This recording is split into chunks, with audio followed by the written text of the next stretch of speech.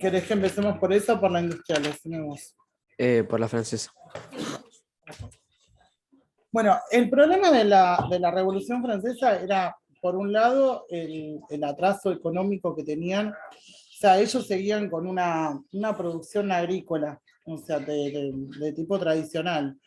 Entonces, sumado a eso, la división entre los tres estados. O sea, tenías la sociedad que estaba dividida en tres estamentos. O sea, que tenía por un lado el clero, la nobleza, y el tercer estado que estaba compuesto por lo que eran los campesinos, artesanos y demás.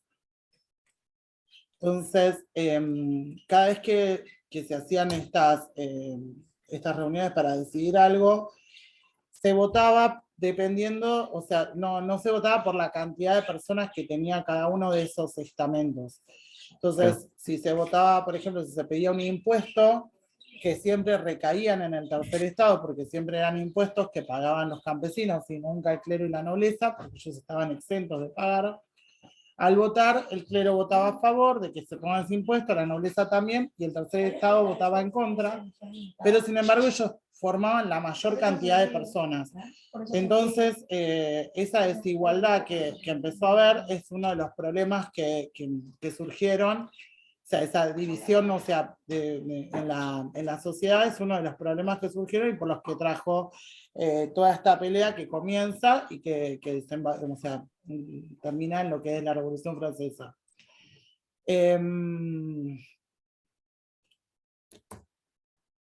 Bueno, a ver, que acá yo tengo algunas cosas que no te voy dando de lo que es más importante.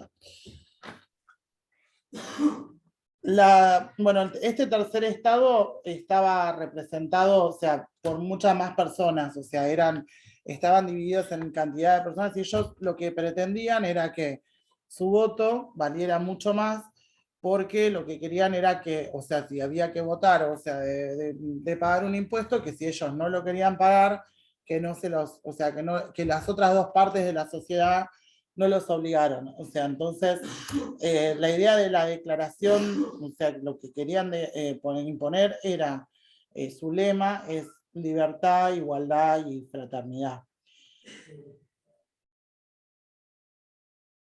Sí. Aquí quiero ir haciéndote como un resumen para que vos te vaya quedando. Dale. Igual, de mientras que vas hablando, voy anotando. Bien, perfecto. Bueno, voy a poner que el principal lema de todo esto era libertad, fraternidad e igualdad.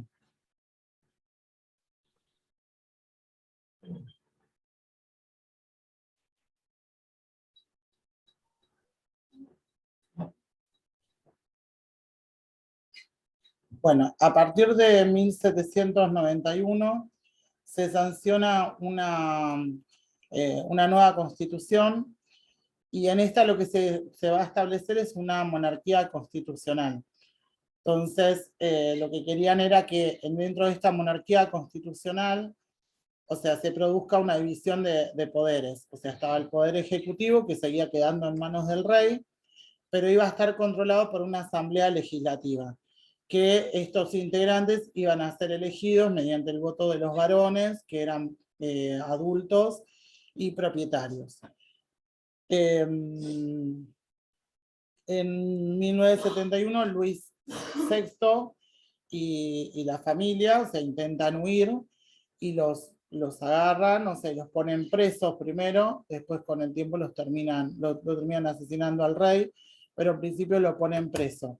Entonces, esta asamblea legislativa lo que hace es, toma como el poder, o sea, empieza a manejar todo, porque ya el monarca lo habían puesto, lo habían detenido, y una de las cosas que hacen es declararle la guerra a Austria, y comienza todo un clima bélico, pero que le trae más problemas todavía, porque ellos venían mal económicamente, estaban atrasados, o sea, seguían con una economía, como te había dicho al principio, o sea, que era del tipo tradicional, o sea, agrícola.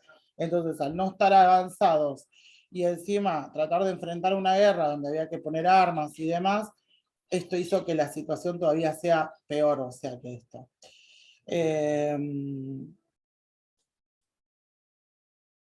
Bueno, y se comienza a dividir como la sociedad en dos. O sea, por un lado aparecen los jacobinos,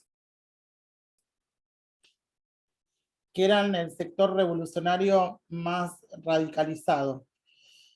Y lo que hacen es tomar el control de la convención. O sea, el jefe o sea, el que maneja a ellos es, o sea, uno de los referentes es Maximilian Robespierre.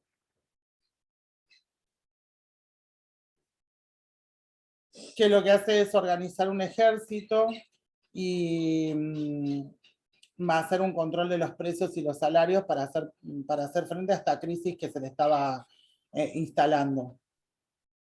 Y también, o sea, pusieron un control muy severo político que se llamó el terror. Entonces ahí muchos franceses habían sido acusados sin fundamentos o con fundamentos de que por no apoyarlos, y bueno, se mataron mucha gente, o sea, muchos fueron llevados a la guillotina. Incluso ahí es donde se mata al rey, o sea, al rey Luis XVI. Se hace una nueva constitución donde se establece el sufragio universal, pero al final no se lo aplica. Esta república jacobina, los jacobinos no llegan a alcanzar una estabilidad política, ni tampoco a frenar lo que es la crisis económica. Entonces, piden, o sea, ellos quieren el apoyo social, lo terminan perdiendo, y como que se pierde esa unión entre los jacobinos y los sectores más populares. Entonces, caen en lo que es la derrota.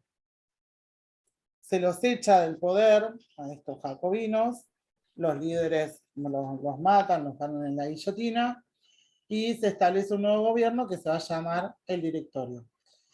La idea del Directorio era restablecer los principios anteriores a todo esto. O sea, los principios que había en 1789 cuando estaba el rey.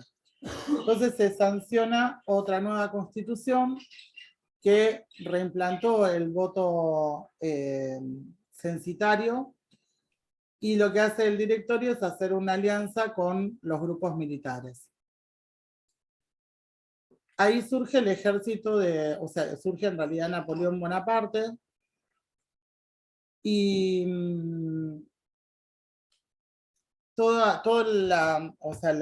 el Directorio empieza como a decaer otra vez, o sea, este Directorio que se había creado nuevo, debido a toda la situación económica que era insostenible, y también por las dificultades políticas internas, porque todos estaban como luchando, cada uno tenía como diferentes ideas. Entonces, Bonaparte lo que hace es poner un golpe de Estado y hacer caer a este Directorio. Entonces ahí queda el gobierno formado por un consulado de 3 miembros.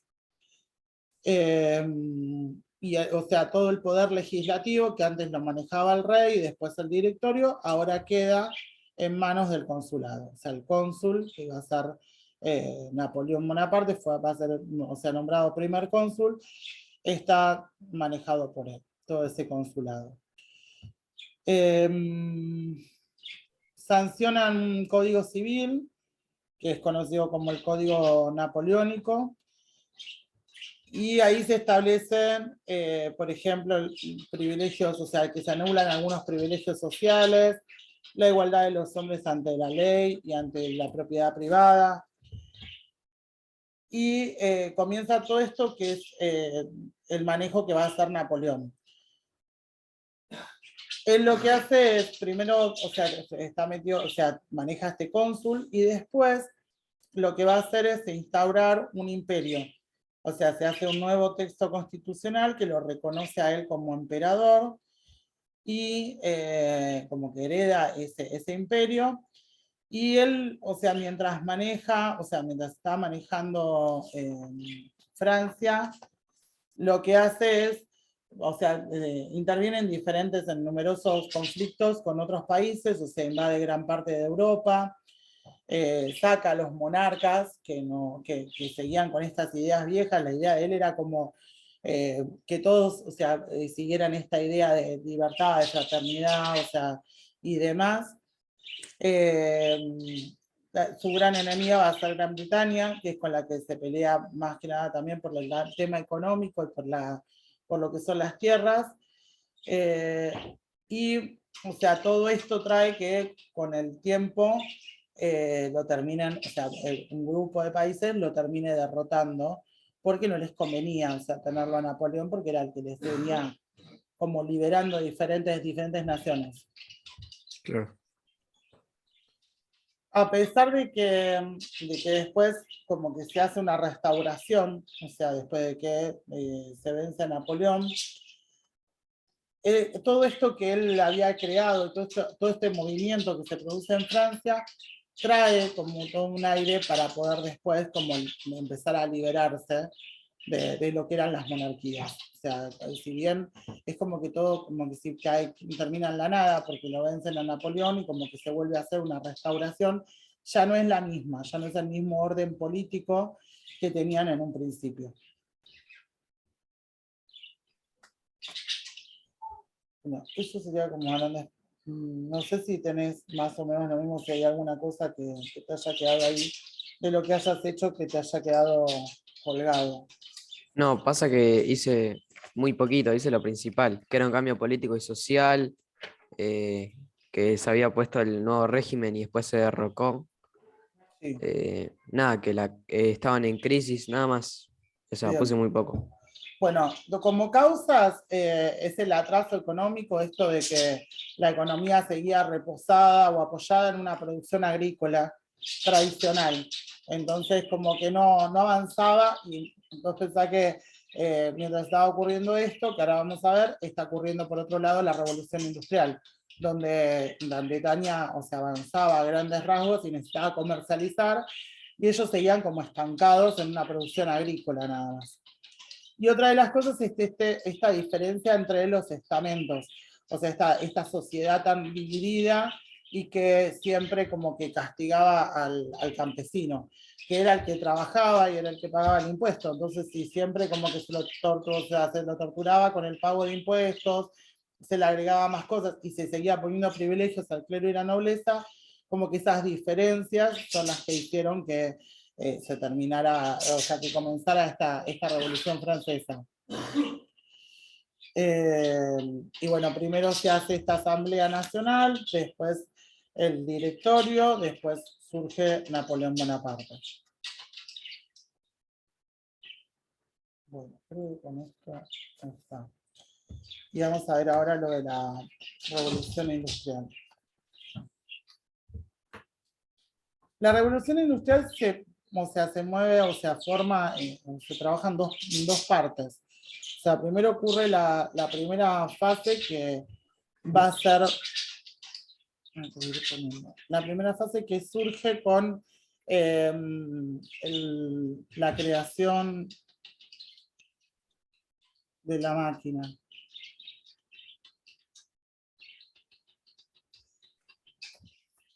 Este primer invento, que es la máquina de hilar, en realidad, o sea, surge más que nada en lo que es los talleres. Y lo que se crea, o sea, lo que es la parte textil, o sea, se hace la creación de la máquina y surge en lo que es la parte textil. Lo que va a traer la revolución industrial es una concentración de todo lo que nosotros, o sea, de todo el comercio. Antiguamente lo que se hacía era, por ejemplo, si vos tenías que hacer un pullover, se lo llevaba a la casa de uno de los campesinos y el campesino por ahí tenía para tejerlo y hacerlo en su casa y ese proceso le llevaba mucho tiempo porque era una sola persona que estaba tejiendo o haciendo ese pullover. Y ese proceso que le llevaba tanto tiempo también salía muchísima plata, o sea, llevaba tiempo y plata. La creación de la máquina lo que hace, una de las cosas, es agilizar los tiempos. Se acortan los tiempos.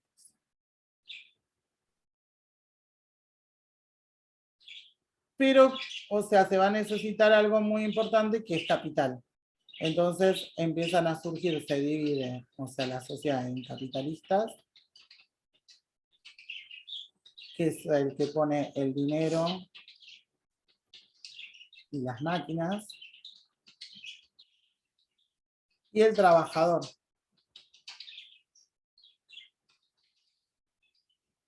que es el asalariado,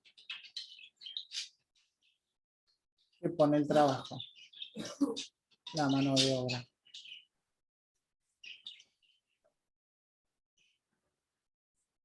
Para poder hacer esta concentración, para poder hacer este capital, surgen las fábricas. Estos trabajos que antes se hacían en la casa del campesino, ahora se concentran todos en un solo lugar. Entonces se ubican estas fábricas porque es necesario, las máquinas estas de hilar son máquinas que son muy grandes, entonces se necesitan lugares amplios donde poner estas máquinas y que se pueda concentrar ahí tanto la máquina como la cantidad de personas que trabajen en ese lugar. Entonces estas fábricas están ubicadas en un lugar, los trabajadores vienen a trabajar a ese lugar, no tienen, o sea, muchas veces no tienen la electricidad, entonces se trabaja en condiciones bastante deplorables, o sea, están muy oscuras, no tienen ventilación, son bastante cerradas, no tienen comodidades. Y en un principio, las personas que van a trabajar a ese lugar, estos trabajadores, muchas veces son mujeres, niños y hombres, o sea, van todos a trabajar. Y esta gente que va a trabajar en estas condiciones no tiene ningún tipo de ley laboral. O sea, si se lastima, se le echaba o no viene más a trabajar, no se le paga nada. Si se enferma, si trabaja en un lugar con mucho polvo, o sea, si no se pierde vista por estar trabajando con poca iluminación, no hay ningún tipo de ley laboral. Entonces, muchas personas, o sea, si se lastimaban o pasaba algo, quedaban sin trabajo, quedaban fuera de esto. Con el tiempo se empieza a eliminar el tema de hacer trabajar a los niños y solamente se da trabajo a lo que son los adultos, pero las condiciones igual laborales no eran buenas y también lo que van a surgir son las ciudades cerca de las fábricas. Estas ciudades cerca de las fábricas van a ser ciudades fabriles donde la gente va a vivir ahí para poder tener cerca el lugar de trabajo. Esas ciudades eran también casas muy chicas, o sea, con poca iluminación. Son ciudades que no tienen plazas, por ejemplo, que no tienen lugares para la recreación de las personas. No hay cloaca. Están como toda la gente viviendo toda muy cerquita, muy junta, o sea, generalmente no tenían las casitas estas eran chiquititas, donde la gente vive toda junta y que no tienen, no sé, otras habitaciones más que para dormir y comer, o sea, nada más. Entonces, bueno, se produce todo este cambio en la sociedad y sobre todo comienza a dejarse de hacer este trabajo que se hacía manual y que se hacía en el campo, o sea, sino que toda la gente se empieza a concentrar en estas ciudades y en estas fábricas. Esto va a traer la creación de los primeros sindicatos, o sea, porque los obreros en estas condiciones deplorables empiezan a pedir mejores condiciones, mejores salarios y demás para poder, eh, para poder trabajar. Entonces va a dar lo que es el inicio a la creación de los sindicatos de trabajadores. Bien, hasta ahí bien.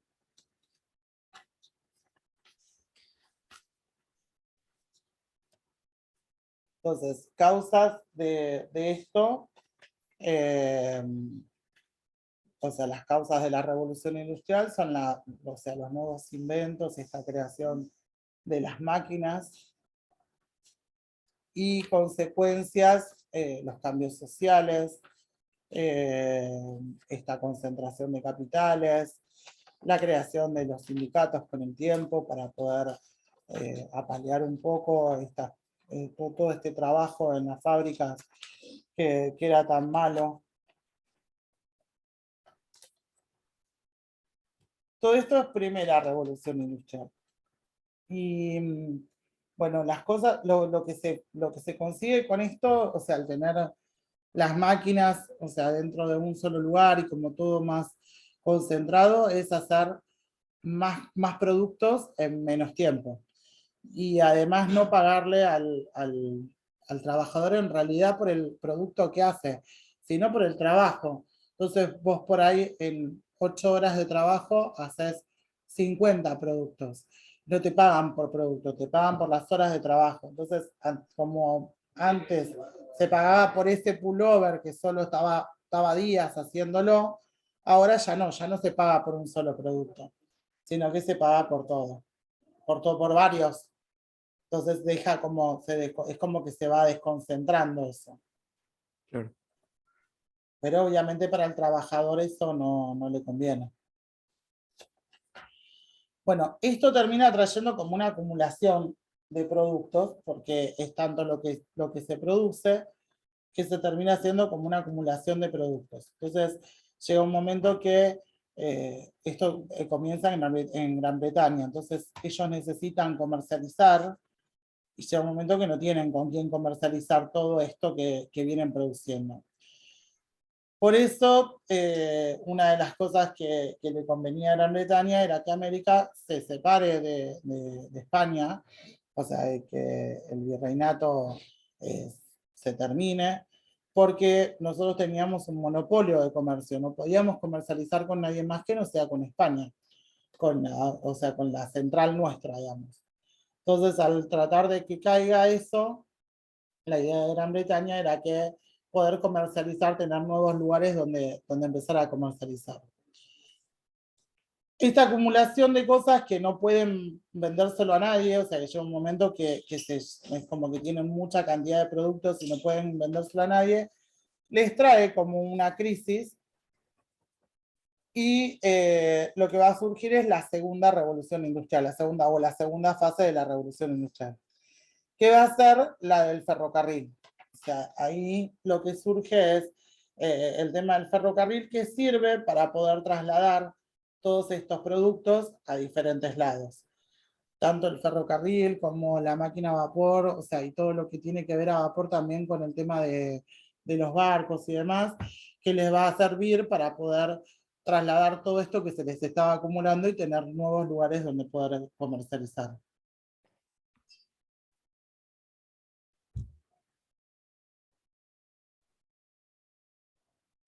De esto no sé si habías puesto algo. De eso. A ver. Sí. No, sí, había puesto lo primero que vimos, que es lo de los trabajadores que ganan muy poco, están en muy malas condiciones. Eh, que después de un tiempo se logran las 8 horas de trabajo, los domingos libres, las vacaciones y Sí, la protección de los niños. sí. Y bueno, después lo del ferrocarril y nada, hasta ahora lo que vimos. Sí, se produce todo lo que es revolución en los transportes, el ferrocarril, también el transporte marítimo con la navegación a vapor, y se hace como una transformación en la industria. O sea, es como que la primera parte más que nada es de lo que es la máquina textil, o sea, todo lo que es la tela, y la segunda es como una revolución más en la electricidad, el petróleo, la siderúrgica, la industria eléctrica, la química también. O sea, es Mm. como que empiezan a tener una revolución mucho más amplia. Quiero ver si te consigo a ver un cuadro.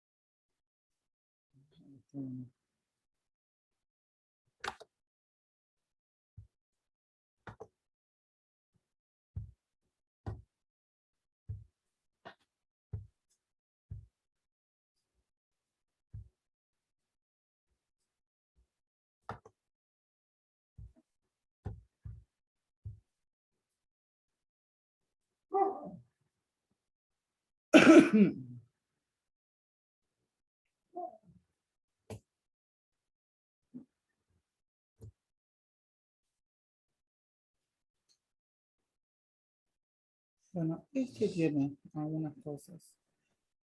Bueno, es país pionero, bueno, Gran Bretaña. Los factores fue el aumento de la producción agraria, crecimiento de la población, desarrollo de una nueva mentalidad, por eso, o sea, por los nuevos inventos, como es la máquina, el telar, utilización de las nuevas fuentes, que son el vapor y el carbón, se introduce las máquinas en la fábrica, más que nada la parte textil y, bueno, siderúrgica y minera, y esto también, hay la mano de obra, que es lo que yo te decía, emigra a las ciudades, o sea, toda la gente del campo comienza a irse a Claro. las ciudades para poder trabajar. Y el aumento del número de consumidores y de comercio. Ok. A ver.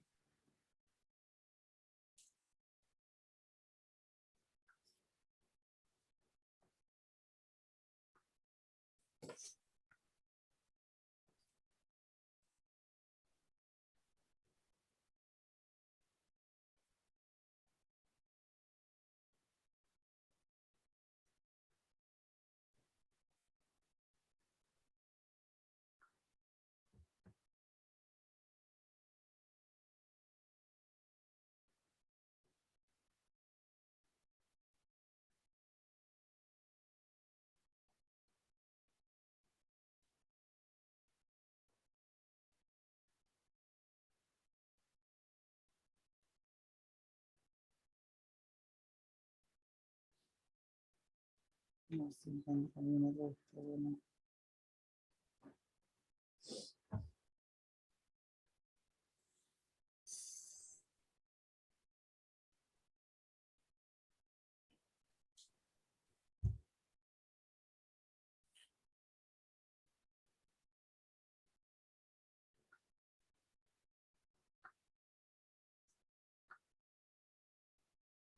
Me ponen de segundo.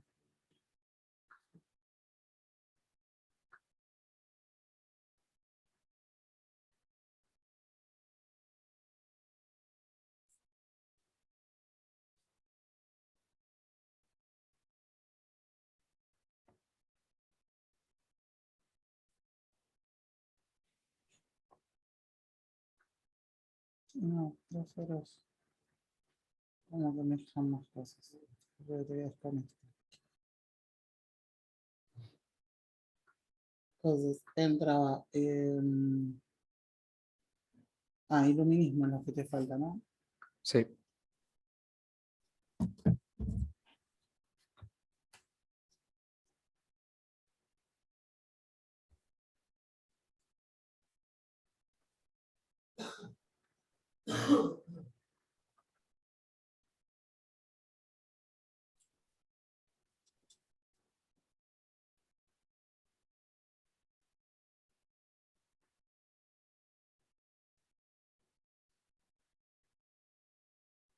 Bueno, vamos a ponerlo del iluminismo. A ver.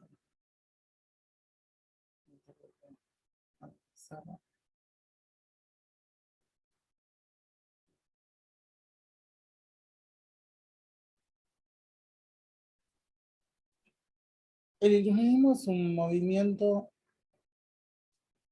cultural, político, que se dio en Europa en el siglo XVIII.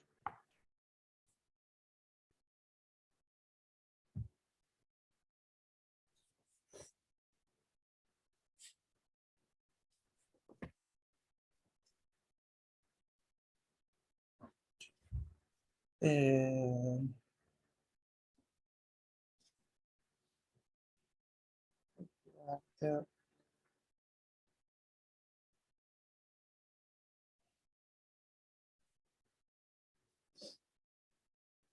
si se llega a cortar, conectate de nuevo. Dale.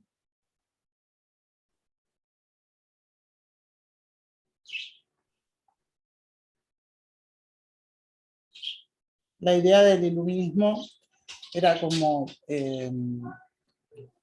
tratar de crear una conciencia de la razón. Y bueno, o sea, se manejaba con el tema de la libertad, la felicidad de los hombres. Lo que establecían los pensadores iluministas era que eh, como que primero había como un cambio de visión en lo que era el ser humano, y también que la razón humana era como, o sea, era la más importante eh, para construir como una mejor sociedad y garantizar los derechos individuales de las personas.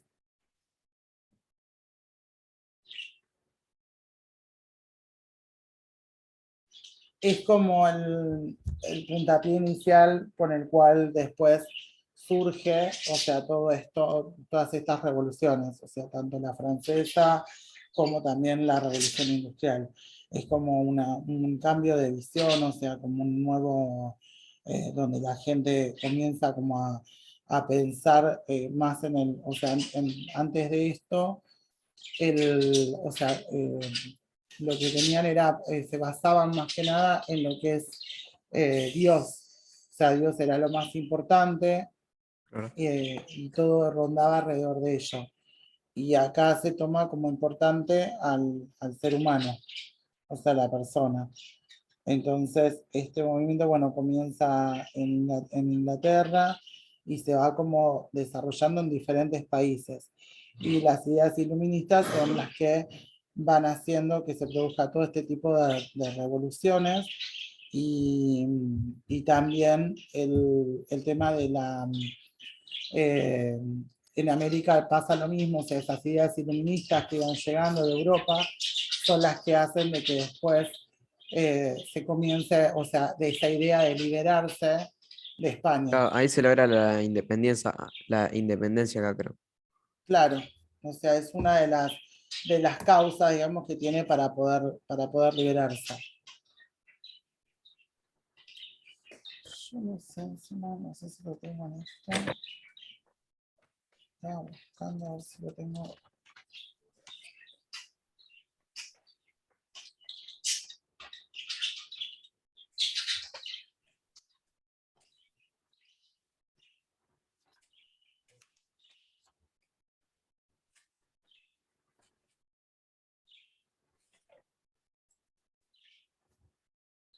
No sé, acá tengo.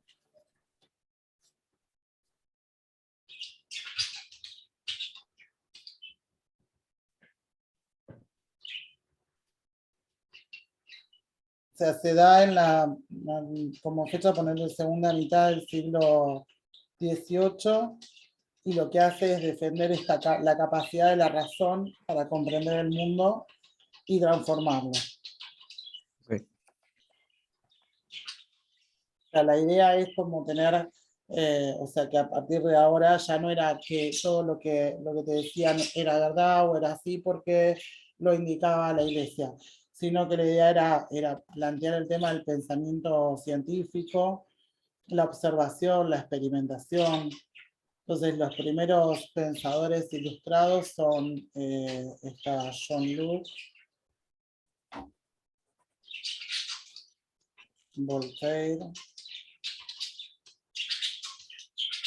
Montesquieu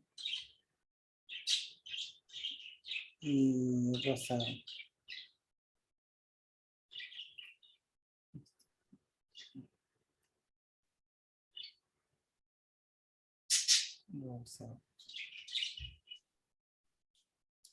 Las ideas de ellos era una crítica a la monarquía absoluta y a las sociedades donde las personas no eran iguales a la ley.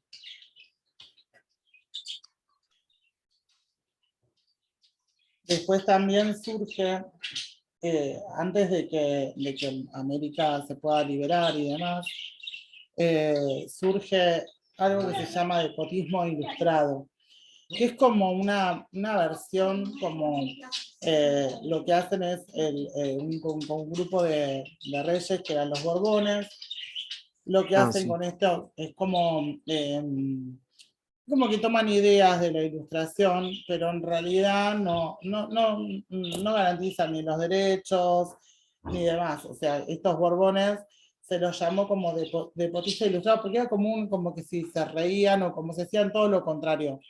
Por eso es un despotismo. sí, sí, eso lo Eh, vimos, que de las reformas borbónicas y eso.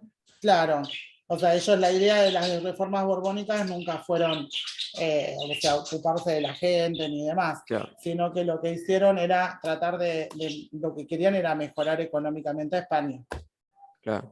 Entonces utilizaron esos principios de la ilustración, pero para poner en marcha el plan que ellos querían. Entonces, finalmente, por eso es que se lo llama así despotismo ilustrado.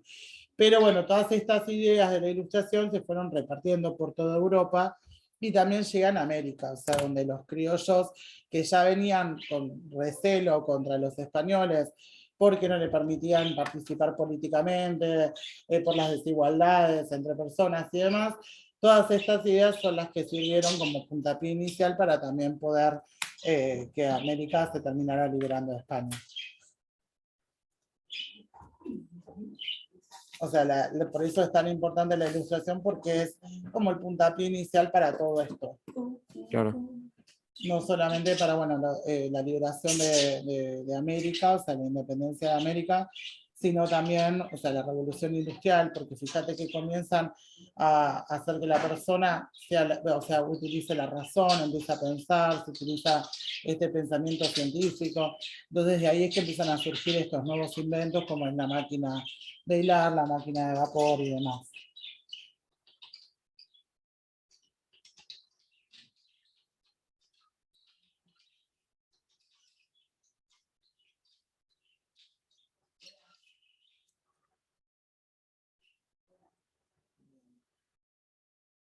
Creo que ya después de ahí mucho no hay, ¿no? Del iluminismo. No, no, por ahí es importante esto de los pensadores, el momento y para saber lo que produzco eso. Pero no, creo que ya está. Si no, a ver.